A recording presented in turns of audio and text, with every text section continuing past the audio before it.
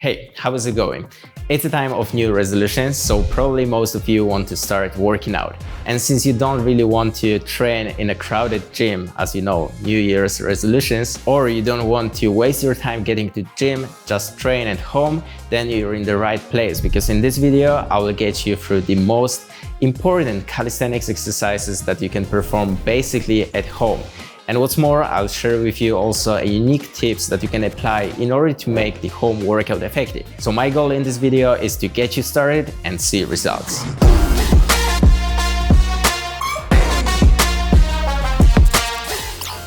Alright guys, for most of the exercises I'm going to share with you today, you don't need any equipment. However, if you'd ask me about one equipment that would be necessary to grow your body without muscle imbalances and train your back in an effective way, that is a pull-up bar. You can get a pull-up bar like this, but if your space to train is small, you can find different alternatives.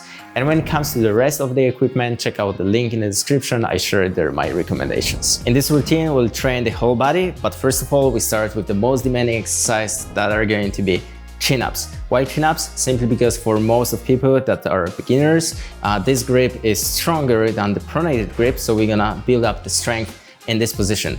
Or alternatively, you can use the neutral grip as well. So when it comes to the form, just grab the bar shoulder width apart and make sure that the form is strict. You don't want to use any momentum, any keeping. Pull, elbow extension, pull your chin over the bar and make sure that you avoid rounding your back. Keep it in retracted position. But if you struggle with chin-ups, don't worry, there are the alternative strengthening exercises that you can implement before you learn your first chin-up. If you're more advanced, then simply build up your repetitions and over time consider including additional weight. So let's get it started with the first set.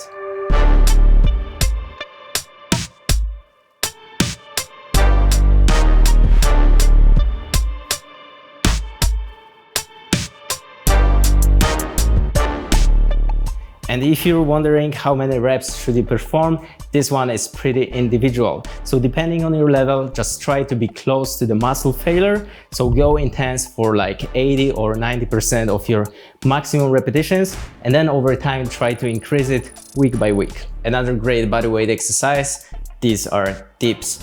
And this is great because you can adjust difficulty based on anyone's level. If you can't perform it, you can do it with the band assist or do negatives.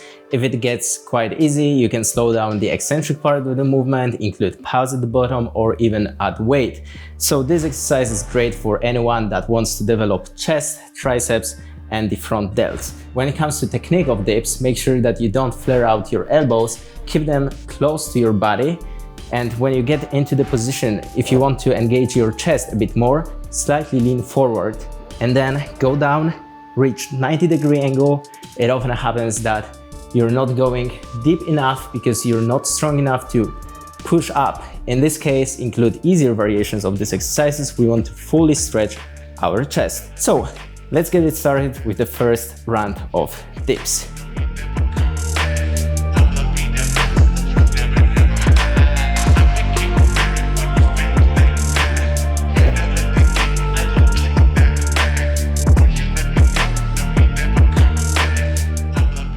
And if you're wondering about the rest time in between sets, I highly recommend to rest even longer, like 2 or 3 minutes, because this will help you to build up repetitions. Just a quick note, Calisthenics app is coming soon. If you want to be up to date, make sure to sign up for the waiting list. And meanwhile, let's get back to the video. Since pull-ups were the vertical pull movement, right now we're gonna do horizontal pull movement to fully train our back. So for that, we're gonna use the Australian pull-ups. That's a great exercise that you can do on these bar dips. But if you don't have access to that, you can try some alternative. Maybe you have some good table or the chairs to perform this movement at your apartment. So when it comes to the form, we're gonna use the neutral grip and the easier variation, that is the bent knee Australian pull-up. Make sure that before you start the movement, you retract your scapulas, pull your chest up, and then maintain this position. This will help you to engage your back even more. In case you feel strong enough, you can make a bit harder variation, that is with the straight legs. So just make sure that the range of motion maintains the same, that you can pull yourself towards the bars. If you want to make it even harder, you can perform it with your feet elevated. So this exercise can be performed basically by anyone. You don't have to be advanced in trainings, so that's great for beginners. Let's go with the first set.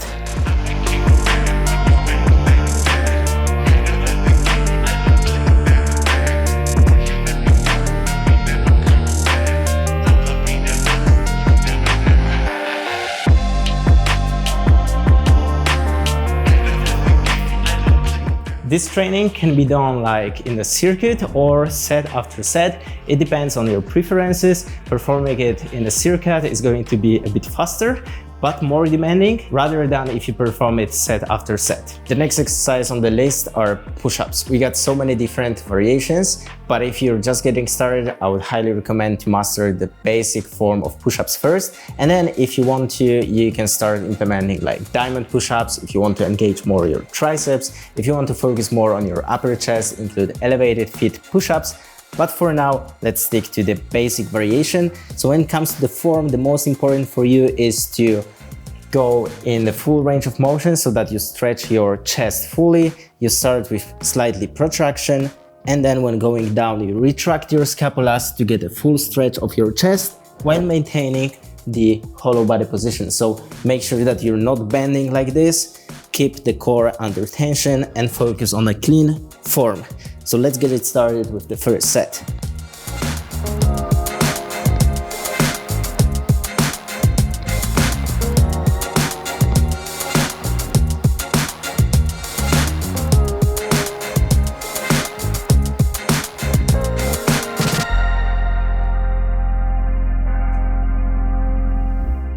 And a small tip, if you want to feel your chest even better, when you press up at the top position, you can like focus on squeezing and pulling your biceps together.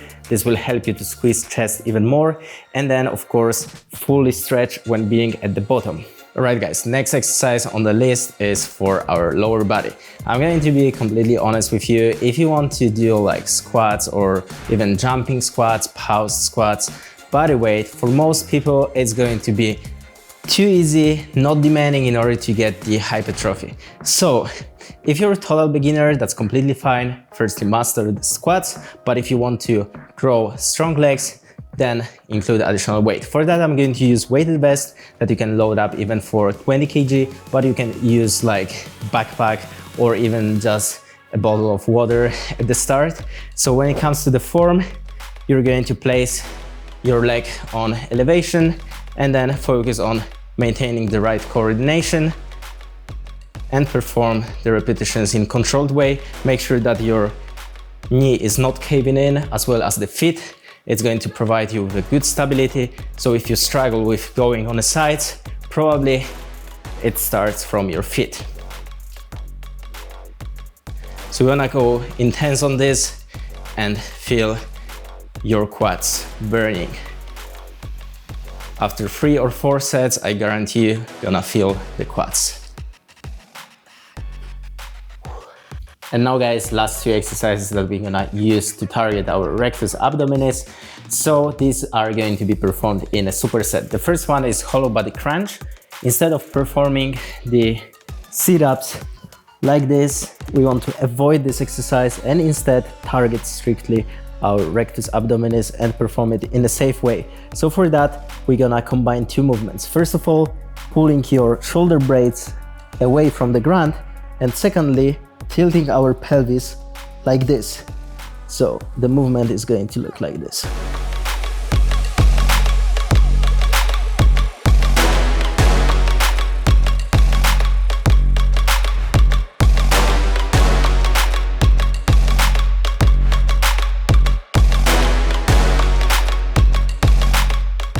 If you perform this exercise in a controlled way, when you focus on performing it strictly from your abs, you're definitely going to feel it. And now the second exercise that you can perform in the superset, so just after the previous exercise, is the knee raises. For that, the most important is that you don't want to engage only your hip flexors, and you do that if you do your raises like this.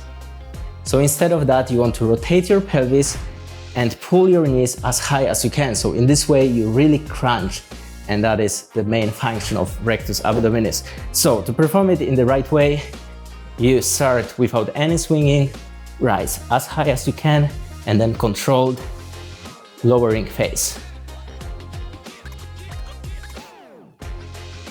If you really want to feel your abs, what you can do is simply slow down the eccentric part of the movement to make it in really controlled way. However, this one is quite difficult and challenging.